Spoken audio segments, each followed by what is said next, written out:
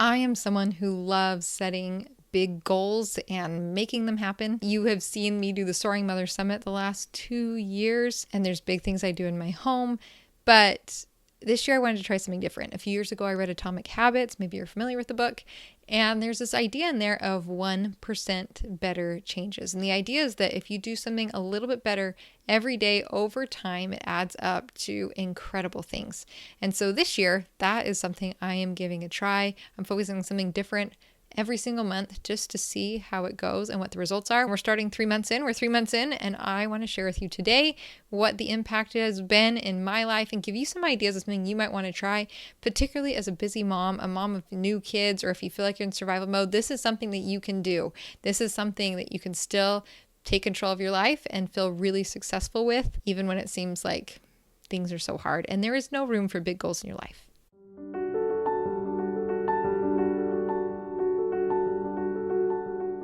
Today, as we are talking about goals and setting goals and making things happen, even at 1% better increments, I want to invite you to take my free video training series, Plan a Week You Can Win. It's the same time management, productivity skills that I use every day in my life for years that allow me to homeschool off my kids, run this business on the side, do podcasts, grow a huge garden, work on house projects, keep my marriage strong. And it's the way that I do it all without actually doing it all, just doing the things that really matter to me, being very intentional about it. So you can check that out today at thrivinginmotherhoodpodcast.com/win. Now let's jump into this idea of 1% better changes. As I said, this comes from Atomic Habits by James Clear, and he uses this phrase, continuous improvement. It's a dedication to making small changes and improvements every day with the expectation that those small improvements will add up to something significant. It's also this idea that when we focus on these 1% better changes, instead of thinking like, I'm going to run a marathon, and then when you stop, it's over. Instead, you're thinking, I'm going to be a runner, and so therefore I'm going to do things that runners do. And every day you're going to make a vote for your identity that I am a runner by simply putting on your running shoes and heading out the door. So it kind of is a switch of, instead of trying to work towards something really big and then be excited that you did it when it's over, but then stop the habit of running or whatever your achievement is, we instead want to change and think about, what is it that we are doing? Who are we becoming? And then let's vote every day a little bit better towards that thing. So the changes that I am focusing on, well, I'm kind of doing it as I go. So every month I'm sitting down, and in my quarterly planning section of my Thriving in Motherhood planner, which happens right after your vision planning, I am kind of deciding what I want my 1% better changes to be. So I'm just writing them down here on my quarter one goals. So there's a question that I do in my quarterly review, which is, what is the one thing that would make the biggest difference? Let me look it up. I'll look it up. I'll look up what is the most important thing for me to focus on now? What is the one thing that will make the biggest difference in all areas of my life? And we had a really good conversation about that in Soaring Mothers Society, about what's that one thing, if I did it, it would make everything else better. And so that is where I'm focusing my 1% changes every single month, is taking that reflection from my quarterly planning, bringing it into my every month thought process, and then really focusing on, what is that 1% better change that I can make this month? So in January, I noticed that I was spending a lot of time at night on my phone. Now, this is pretty uncharacteristic from what I would like to say the person I am is. I would like to say I'm someone that goes to bed at a good time, and I'm intentional with my time, and I'm not wasting it scrolling. But as I'm sure you can all understand, like in December, we were going to my family come visit. It was so exciting. And then, like I'm sure many of you, their plans got canceled. Airlines, just could not fly them here. So we went from being excited to see our family that lives across the country for a week to not seeing them at all. And I think I was compensating. First of all, we painted a good chunk of our house, which was lovely. That was a good use of that time to console ourselves. We Jacksons do projects to cope. But I noticed that at night I was scrolling, probably in search of connection, probably in search of hiding the fact that, not dealing with the fact that I was feeling really sad about this experience. So in January, I realized I needed to break this. And the 1% change, the 1% better, the habit that I was going to form was to not have my phone by my bed at night.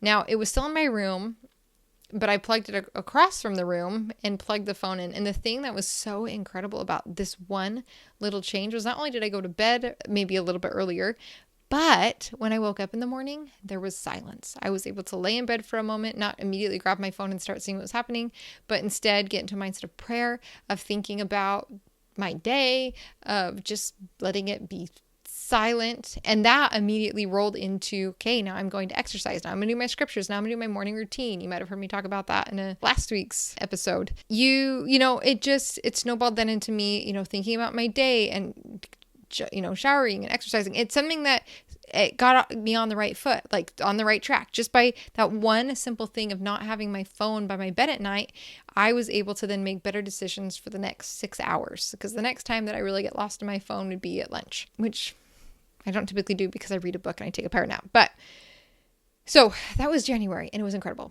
In February, the one thing that would make the biggest difference in all areas of my life, I realized, was to commit to exercising. Now, for me, that is very helpful because I have physical therapy things to try and hold my body together and be in less pain. So for me, it's not just like it's a pain management tool, to be honest. So I have a pretty big why of why I want to exercise. And this might not be relevant to you. I'm not saying that these are the things you should do, but I'm telling you my thought process so that you can think about what your own 1% better changes would be and also see how they are wide variety of options. Okay.